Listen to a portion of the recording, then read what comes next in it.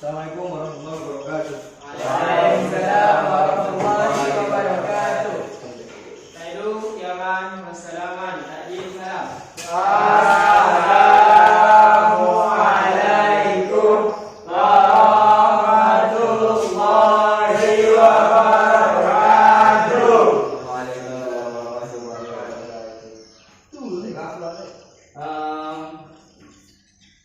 Sebelum kita mulai pelajaran, marilah kita bersama-sama berdoa dulu. Silakan kepada keluarga sebelum mimpi. Sebelum mulai pertandingan pelajaran kita pada pagi hari ini, marilah kita berdoa mulai.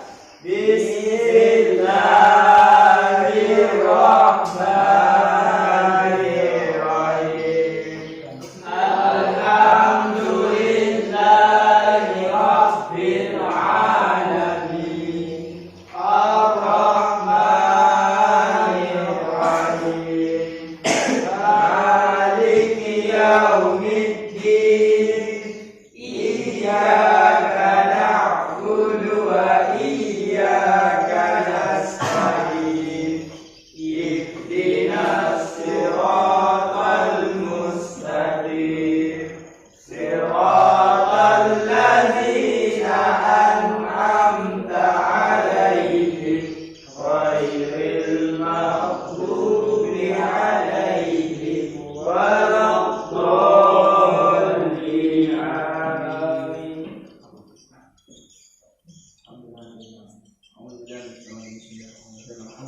Amin.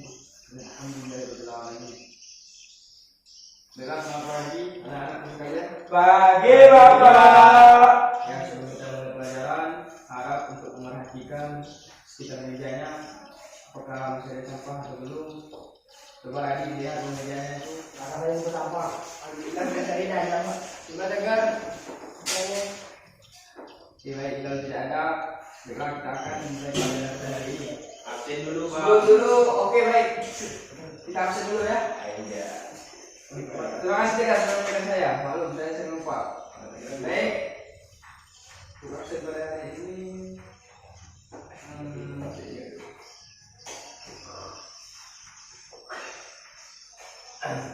Andre hadir. Hadir Pak. Nawan Hadir Pak. Rajid Hadir Pak. Fatan Hadir Pak. Henry Hadir. Tegar. Hadir Pak. Oke, baik. Bapak kira tidak ada apa ya hari ini? Alhamdulillah ada Pak. Anggi Pak. Anggi tidak ada. Mana dia? Masuk angin Pak. Masuk Anggi. Oh ya. Ada haus Pak, masih di luar. Yang lulus ya? Ini Pak. Oke, baik. Nanti mungkin sebelum selesai Bapak akan bawa ke rumah. Anggi ini mau dibuang Pak. Oke, baik. Oke, baik anak-anak sekalian. Hari ini kita akan bahas materi pelajaran apa? Tentang SKI Pak. Sejarah Islam. Apa Istilahnya Pak. secara keseluruhan kecil saja? Apa yang kalian pahami? Apa yang kalian pahami tentang pelajaran SKI? Sejarah kebudayaan Islam Pak. Ya, maksudnya Bapak itu apa yang kamu pahami tentang sejarah budaya Islam tersebut? Yang kamu pahami? Ya, Budaya Islam. ya budaya Islam. Ada yang lebih spesifik lagi? Sejarah Pak, masuknya Islam Pak. Oke, baik. Ada lagi? Tidak ada ya. Oke, baik. Jawabannya seperti yang dijawab Henry, teman Henry dan Anda tadi. Jadi sejarah itu kita mengingat masa lalu agar apa yang ada di masa lalu itu dapat kita ambil hikmahnya, dapat kita ambil baiknya. Seandainya di masa lalu itu Rasulullah itu sangat fanatik dengan umatnya, maka di zaman sekarang ini kita harus fanatik terhadap saudara-saudara kita, saling peduli, saling tolong-menolong, dan saling toleransi. Oke, baik. Bisa dipahami? Bisa Pak.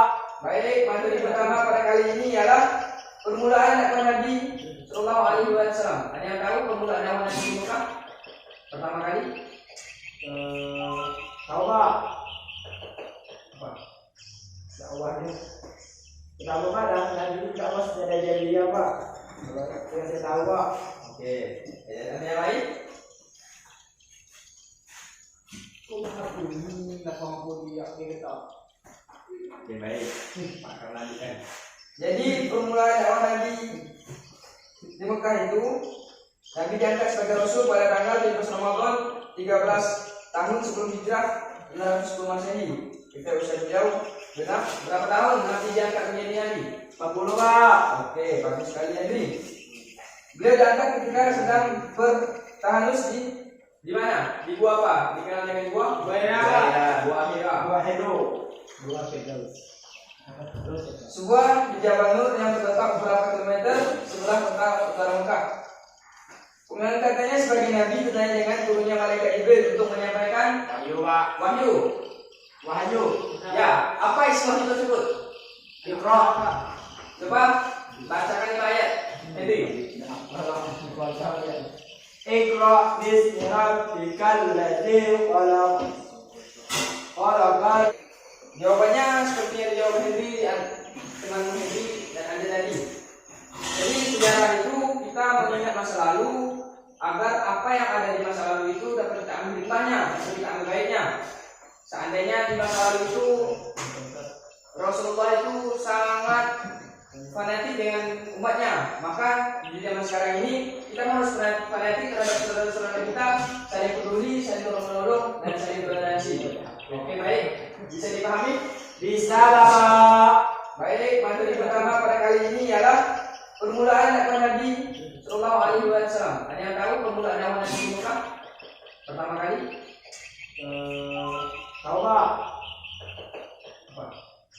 Dakwahnya. Pertama Pak, Nabi dakwah secara jahiliyah Pak.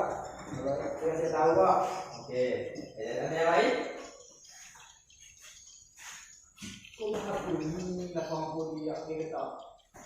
Oke, baik. Akan lanjutkan. Jadi permulaan dakwah Nabi di Mekah itu, Nabi diangkat sebagai Rasul pada tanggal 13 Ramadan 13 tahun sebelum hijrah 610 Masehi. Kita usia beliau berapa tahun Nabi diangkat menjadi Nabi? 40 Pak. Oke, bagus sekali Nabi. Beliau diangkat ketika sedang bertahanus di mana? Di gua apa? Dikenal dengan gua? Gua Hira. Gua Hira. Gua Hedo. Gua Hedo. Sebuah di Jabal Nur yang terletak beberapa kilometer sebelah kota utara Mekah. Pengangkatannya sebagai Nabi ditanya dengan turunnya malaikat Jibril untuk menyampaikan Wahyu, Pak. wahyu. Wahyu. Ya, apa isi wahyu tersebut? Iqra. Coba bacakan lima ayat. Nanti. Iqra bismi rabbikal ladzi khalaq. Khalaqal insana min 'alaq.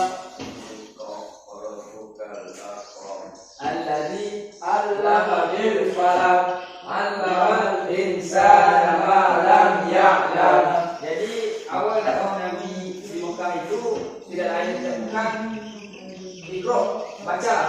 Jadi dakwah Nabi pertama kali diutus Allah untuk berdakwah di muka bumi ini ialah kita disuruh membaca. Dengan membaca maka kita akan memahami.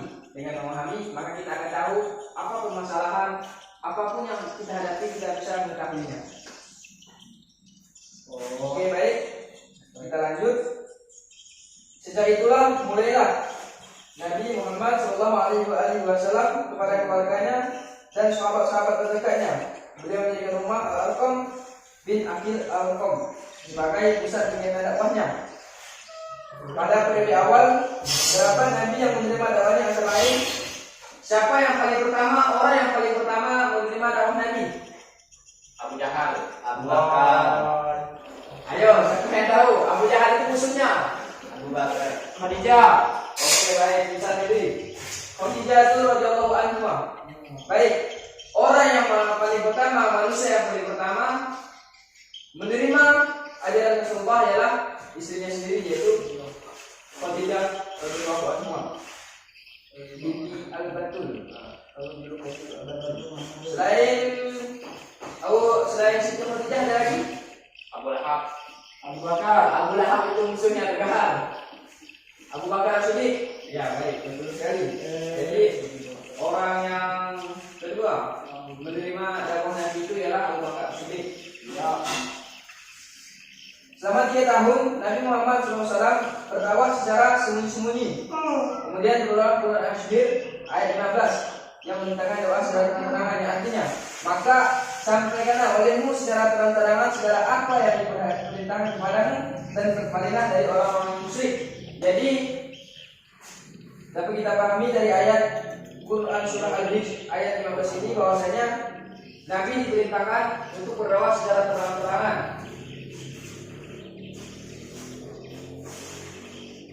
dan berpalinglah dari orang-orang musyrik. Nabi di sini disuruh berdakwah secara terang-terangan agar manusia-manusia di Mekah itu tahu bahwa sebenarnya ajaran Islam ini nyata, ajaran Islam ini sangatlah yang diterima oleh Allah Subhanahu wa taala dan berpaling dari orang-orang musyrik. Jadi Nabi Muhammad ini berdakwah sangat diperhatikan sekali dengan orang-orang yang musyrik, orang-orang yang murtad, orang-orang kafir, di mana apabila ada omehan dari orang-orang kafir tersebut, maka Nabi Muhammad menjauh. Dan tidak lama kemudian Nabi Muhammad berdakwah lagi ke orang-orang musyrik tersebut agar orang-orang musyrik itu bisa dapat masuk Islam seperti yang telah diperintahkan oleh Allah Subhanahu wa taala. Baik, sampai di sini ada pertanyaan? Izin ke WC, Pak. Oke, baik, silakan kita. Oke, baik, selanjutnya Bapak minta satu persatu untuk membacakan prioritas dakwah yang Muhammad SAW. Baik, Bapak harap yang pertama yaitu Henry, silakan dibaca, mengajarkan ketauhidan. Oke, Pak. 1. Mengajarkan Di mana apabila ada omehan dari orang-orang kafir tersebut, maka Nabi Muhammad menjauh. Dan tidak lama kemudian Nabi Muhammad berdakwah lagi ke orang-orang musyrik tersebut agar orang-orang musyrik itu bisa dapat masuk Islam seperti yang telah diperintahkan oleh Allah Subhanahu wa taala. Baik, sampai di sini ada pertanyaan? Izin ke WC, Pak. Oke, baik, silakan kita. Oke, baik, selanjutnya Bapak minta satu persatu untuk membacakan prioritas dakwah yang Muhammad SAW. Baik, Bapak harap yang pertama yaitu Henry, silakan dibaca, mengajarkan ketauhidan. Oke, Pak. 1. Mengajarkan ketauhidan. Pada masyarakat Arab jahiliyah terdapat suatu kepercayaan bagi itu indah berbagai Tuhan seperti penyembahan berhala, penyembahan bulan dan bintang, penyembahan jin, roh, dan arwah nenek moyang, dan ajaran yang tidak sesuai dengan ajaran Islam. Sementara itu Islam datang dengan membawa ajaran tauhid, penyembahan hanya kepada Allah yang Maha Esa, tak beranak dan tak diperanakan. Ini juga yang demikian berkaitan dengan kebudayaan Arab Islam, sangat dipengaruhi oleh mitologi dan ajaran-ajaran sesat lainnya. Sedang Islam membawa peradaban atau kebudayaan baru berdasarkan petunjuk Allah dan Al-Quran. Sekian, Pak. Oke, baik, terima kasih kepada Henry. Baiklah, prioritas dakwah Nabi Muhammad pertama sekali di Mekah itu ialah mengajarkan ketauhidan. Ada yang tahu apa itu tauhid? Meyakini Tuhan satu, Pak. Baik, betul. Jadi kedepannya lagi itu tauhid itu ialah keyakinan, iman kita. Nah, pada fase ini Nabi sangat memprioritaskan ketauhidan keimanan orang-orang kafir Quraisy, di mana pada saat itu mereka sangat berlomba-lomba dalam membuat berhala, membuat patung untuk disembahnya agar diminta kepada patung tersebut agar apa yang diminta itu dikabulkan. Padahal kita tahu manusia secara logis bahwasanya patung itu tidak mati, tidak dapat memberikan apa-apa kepada kita. Jadi sangat tidak masuk akal pada saat itu orang-orang kafir Quraisy menyembah berhala, dan tentunya maka diturunkan Nabi Muhammad SAW sebagai utusan Allah untuk meluruskan keimanan mereka semua agar mereka masuk ke jalan Allah, masuk ke rahmat Allah, dan di mana nanti orang-orang tersebut mudah-mudahan akan berkumpul di surga Allah Subhanahu wa taala. Maka kedua alif, Pak. Bukan.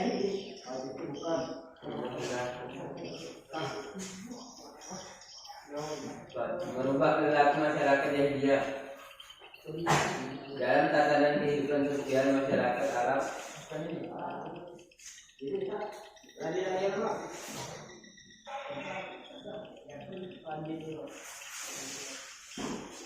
Berhala. Kondisi masyarakat di Mekah yang menyembah berhala. Nabi Muhammad SAW mendapat tugas mengajak masyarakat Mekah untuk menyembah Allah Subhanahu wa taala, Tuhan yang Maha Esa. Ajakan Nabi Muhammad SAW bertentangan dengan kondisi masyarakat Mekah yang menyembah berhala. Oke, baik. Baik, kita coba pahami kondisi masyarakat Mekah yang menyembah berhala. Jadi Nabi Muhammad dapat tugas mengajak masyarakat Mekah untuk menyembah Allah Subhanahu wa taala, Tuhan yang Maha Esa. Ajakan Nabi Muhammad itu bertentangan dengan kondisi masyarakat Mekah yang menyembah berhala. Jadi pada saat itu Nabi Muhammad berusaha keras untuk mengajak masyarakat kafir Quraisy untuk menyembah Allah Subhanahu wa taala. Sementara ideologi dari masyarakat Mekah itu pada saat itu ialah berhala. Mereka tidak mau menyembah apapun selain berhala. Mereka tidak mau meminta apapun selain berhala, dan mereka tidak akan memohon apapun selain dengan berhala tersebut. Dan secara logis, secara akal di pikiran kita bahwasanya berhala itu apa? Berhala itu apa kan? Apakah bisa melakukan doa-doa kita? Ya, bagus. Nah, dari situ maka Nabi Muhammad disuruh untuk meluruskan pikiran mereka. Akan tetapi itulah tadi ideologi atau egoisme dari masyarakat kafir Quraisy itu sangat sulit untuk dipatahkan dan sangat sulit untuk dimusnahkan agar mereka bisa mengikuti ajaran yang benar, yaitu ajaran Allah Subhanahu wa taala.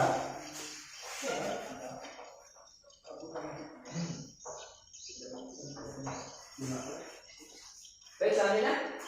Enggak, Pak.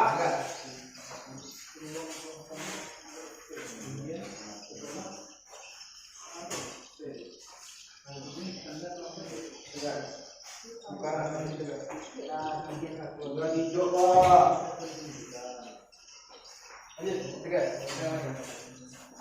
Pada dikatakan hari Jumat masyarakat Arab para yang tidak percaya kepada hari Jumat ada pembalasan, tapi ada caranya mereka bertanya tulang berulang yang sudah hampir dapat dibangkitkan dan dihidupkan kembali. Adalah mengajarkan dan mengajarkan pada manusia bahwa dunia ini hanya pada tempat yang abadi adalah akhirat. Dan enggak, Pak. Kuat, Pak. Oke, baik. Soalnya itu kan ada jelaskan. Sudah tahu, Pak. Kau buat Saya belum makan. memang belum makan, Pak. Ya, lanjut. Nabi Muhammad telah pada ajakan untuk mempercaya adanya hari pembalasan, maka perlu menjaga kehidupan untuk dengan aturan yang diutus Allah Subhanahu wa taala. Setiap kebaikan akan mendapatkan balasan kebaikan, sebaliknya setiap kejahatan mendapatkan balasan timpal. Nabi Muhammad berusaha mendidik para pengikutnya dan akan jadi Allah bagi orang yang beriman. Oke, baik. Ya. Baik, untuk poin ketiga ini dapat kita pahami bahwasanya ada yang bisa menjelaskan secara rinci untuk poin yang ini, menegaskan hari kiamat sebagai hari pembalasan. Balasan untuk yang berbuat, Pak, untuk manusia. Ya, berbuat apa? Sesuai perbuatan manusia, Pak.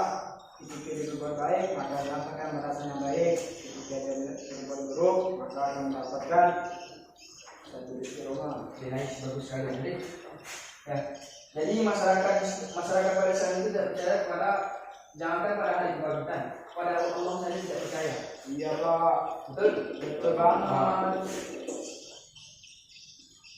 Jadi mereka tidak percaya dengan hari kebangkitan. Dan jadi Nabi Muhammad bersikeras kepada memberikan dakwah dengan cara yaitu menegaskan hari kiamat sebagai hari pembalasan.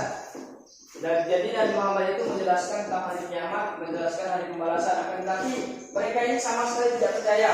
Mereka terus berpegang teguh pada pendirian mereka, pada ajaran mereka, yaitu bahwasanya yang sudah tiada, tidak mungkin ada hari pembalasan. Padahal setelah kita mati ini kita hidup kembali, di mana kehidupan yang kedua itu yaitu hari di mana ya alam barzakh. Jadi di mana kehidupan itu untuk dipertanggungjawabkan segala apa yang kita perbuat seperti yang dijelaskan tadi. Nah, Nabi Muhammad memprioritaskan dakwahnya kepada ajakan untuk mempercayai adanya hari pembalas. Mereka perlu menjaga kehidupannya untuk selalu sesuai dengan aturan dan tuntunan Allah Subhanahu wa taala. Jadi Nabi Muhammad bersikeras untuk mengajak mereka ke jalan Allah, akan tetapi mereka tetap saja tidak mau untuk mengikuti ajaran Allah Subhanahu wa taala. Baik, selanjutnya Gunawan, coba. Gunawan, Pak. Berubah perilaku masyarakat jahiliyah. Berubah perilaku masyarakat jahiliyah. Dalam tatanan kehidupan sosial masyarakat Arab, pra-Islam terdapat pada suatu tradisi yang melanggar etika atau akhlak dan hak asasi manusia seperti perjudian, minuman keras, perampok, perzinahan, dan perbuatan yang melanggar hukum dan tatanan sosial masyarakat. Sementara Islam selalu mengajarkan perbuatan terpuji, seperti menolong sesama manusia, melarang melakukan fitnah, mengambil hak orang yang bukan miliknya sendiri, melarang mabuk-mabukan, melarang perzinahan, melarang perburuan bayi hidup-hidup, dan ajaran terpuji lainnya. Kondisi masyarakat Mekah yang terkenal dengan masa jahiliyah, bukan mereka bodoh dalam intelektual, tapi mereka bodoh dalam perilaku dan cenderung merusak tatanan sosial dan tatanan pribadi. Mereka terbiasa melakukan judi, pembunuhan, dan minum khamar. Amin. Dah. Oke, baik. Yang poin ke berikutnya yaitu merubah perilaku masyarakat jahiliyah. Benar enggak? Andre. Tidak, Bapak jelaskan dulu. Ada yang bisa? Oke, baik, Bapak jelaskan saja ya. Merubah perilaku masyarakat jahiliyah. Jadi masyarakat Mekah pada masa itu ialah terkenal masa jahiliyah. Apa yang kalian pahami tentang kata jahiliyah? Bodoh, Pak. Masa kebodohan. Bodoh apa? Bodoh Macam dia, Pak. Ya, Tidak beretika, Pak. Tidak beretika yang baik. Tidak boleh seperti itu yang dilarangnya. Harus saling menghormati, saling toleransi ya. Ya, normal. Kita tidak kami balas. Oke, baik. Dalam tentang kehidupan sosial masyarakat Arab pada Islam terdapat pada suatu tradisi yang melanggar etika akhlak hak asasi manusia seperti perjudian, minum-minuman keras, perampok, perzinahan, dan perbuatan yang melanggar hukum dan tatanan sosial masyarakat. Nah, pada saat itu mereka menghalalkan segala apa yang diharapkan dalam kitab suci Al-Quran kita, seperti minum-minuman keras, perjudian, perzinahan. Jadi mereka melakukan hal tersebut tanpa pikir banyak lagi, tanpa berpikir saya telah berbuat seperti ini maka saya akan berterima. Tidak, mereka melakukan hal tersebut itu sesuka mereka, sepuas mereka. Kalau mereka sudah puas, ya sudah, berarti mereka berhenti. Kalau mereka belum puas, ya mereka terus melakukan perzinahan, perjudian, perampokan, pembunuhan, serta perbuatan-perbuatan yang keji yang lainnya yang Allah benci terhadap mereka.